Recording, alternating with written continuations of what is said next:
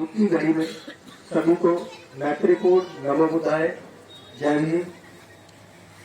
हम सभी को इस घटना के बारे में जानकारी है कि उनके साथ एक दुर्घटनावश इलाज के दौरान उनकी मृत्यु हुई और ये असमय मृत्यु और भी ज़्यादा कठिन होती है, क्योंकि जब हमारे बीच से कोई हमारा प्रिय जाता है तो वो बहुत दुखदायी होता है। हर व्यक्ति को उसका जो व्यवहार होता है उस व्यवहार के कारण वो लोगों से जुड़ा होता है, और उनका व्यवहार ऐसा था कि वे लोगों के साथ घर में भी और उनकी अपनी नौकरी में भी, और उसके साथ साथ वो सामाजिक उनका बहुत ज़्यादा जोर था। मैंने कभी भी चरण सिंह जी को, जब भी वो कभी हमारे इधर आए, किसी कार्यक्रम में आए, कभी अकेले नहीं देखा, वो हमेशा साथ आए। और ऐसा जीवन साथी जो हर कदम पे अपने जीवन साथी का साथ देता हो, कदम से कदम मिला के चलता हो, ऐसे जीवन साथी का बिछड़ना और भी ज्यादा दुखदायी हो जाता है।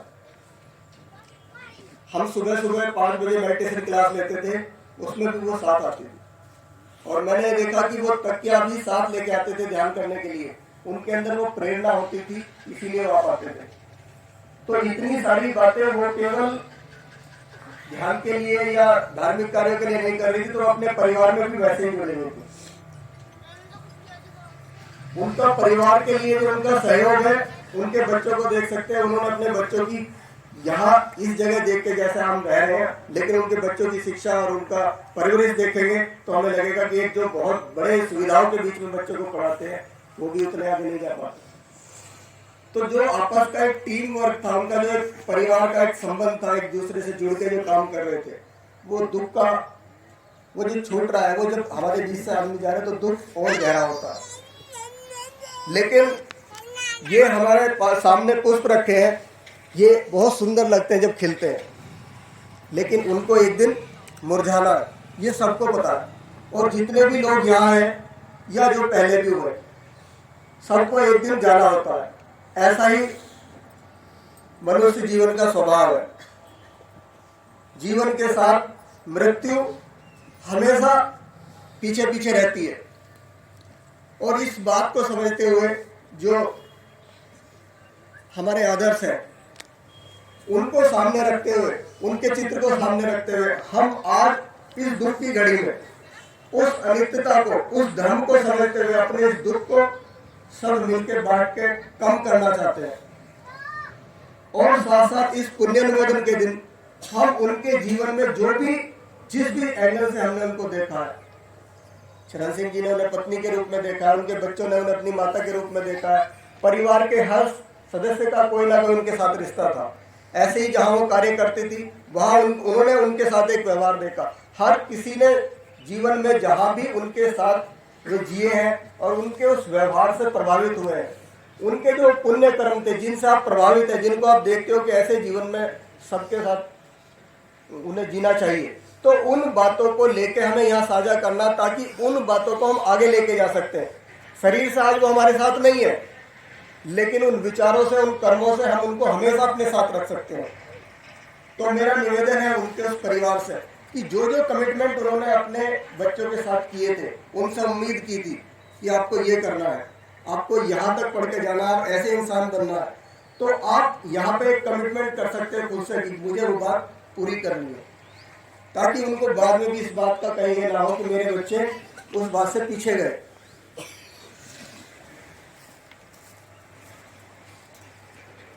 इसके साथ साथ, क्योंकि ये ज्यादा लंबा बोलने की जगह नहीं है, जरूरत भी नहीं है, दुख की बात है, तो मैं यहाँ एक शल्य सूत्र है उसका हिंदी में पठन करूंगा। उसकी कुछ गाथाएं हैं जो हमें थोड़ा अनित्यता का जो है बोध कराती हैं। जीवन की अनित्यता, तृष्णा के प्राण और मुक्ति का मार्ग। यहाँ मनुष्यों का जीवन और उस जीवन का कोई, ये कब तक रहने वाला है इसका कोई भरोसा नहीं है। वह बहुत कठिन है और अनित्य है, वह कष्टप्रद है और अल्प है। अल्प कहने से मतलब ये है कि यहाँ ये नहीं पता कि ये कब तक है। किसी को ये नहीं पता होगा कि उनके साथ ऐसी घटना होने वाली है। तो हम में से भी किसी के साथ क्या घटने वाला हमें नहीं पता, तो इसको हम अंत कहते हैं। कभी भी ये समाप्त हो सकता है और वह दुख से भी युक्त है। जीवन में हर घड़ी किसी ना किसी रूप में कोई ना कोई दुख हमारे साथ रहता ही है। ऐसा कोई उपाय, ऐसा ही स्वभाव है।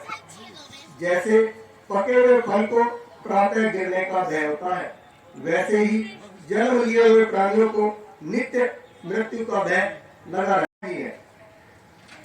छोटे और बड़े, बुद्धिमान सभी मृत्यु के वश में चले जाते हैं, सभी मृत्यु को प्राप्त होने वाले हैं। हमसे पहले पता नहीं कितने लोग यहाँ रहे होंगे और ये जगह फिर बसती है, फिर उजड़ती है। तो ये जीवन का स्वभाव है। चाहे हम बुद्धिमान थे, बहुत बलवान थे, बहुत, हमने सुना सिकंदर जैसे लोग भी आज कहीं उनको कोई देखने वाला नहीं। तो ये हमारे बहुत नजदीक में घटना घटी होती है तो हमें बहुत दुख का कारण लगती है, लेकिन ऐसा ही स्वभाव है और इस स्वभाव को हमें स्वीकारना है। जब कोई मृत्यु के कारण बिछड़ जाता है तब पिता पुत्र की अथवा कोई रिश्तेदार किसी दूसरे रिश्तेदार की रक्षा नहीं कर सकता। अभी हमें यहाँ करीब 7 दिन हो गए और हम हर तरह से विलाप कर रहे हैं, लोग आ भी रहे, मिल भी रहे, लेकिन पूरे मन से, पूरी इच्छा के बाद भी क्या हम में से कोई उनको जीवित कर सकता है? नहीं कर सकता।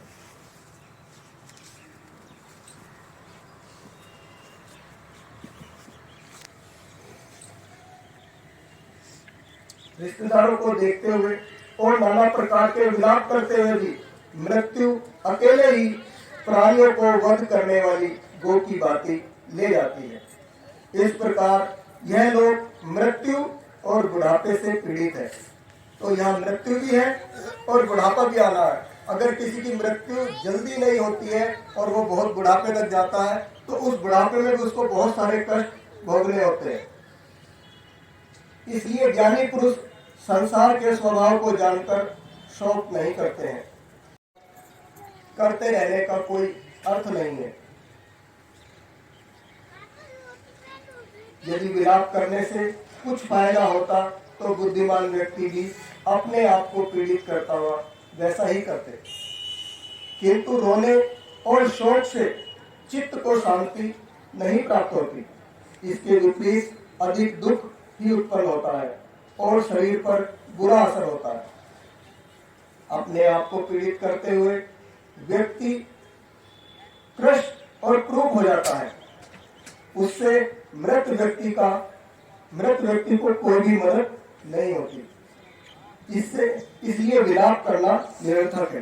अभी हम ये देख सकते हैं कि अगर आज वो हमें कहीं से देख पा रहे हैं और अब पूरा परिवार अगर विलाप में है और अपने उन कामों को छोड़ के बैठ जाए जिनको उन्होंने तय किया था, जिन तैयारियों के लिए, जिन परीक्षाओं के लिए, जिन पढ़ाई के लिए बच्चों को उन्होंने लगा रखा था, तो उनको दुख होगा या खुशी मिलेगी? दुखी होगा ना। तो हम अब क्या कर सकते हैं उनके लिए? तो हम उन कमिटमेंटों को पूरा करने के लिए अपनी और ज्यादा ऊर्जा लगाएं, अपने सारे दुख को उस अपने संकल्प को पूरा करने के लिए लगा दें, ताकि हम उस बात को और अच्छे से हासिल कर सकें। हम एक अच्छी अपनी सही श्रद्धांजलि उनको दे सकें। आपको पीड़ित करते हुए जो व्यक्ति शोक को नहीं छोड़ता वह अत्यधिक दुख को प्राप्त होता है।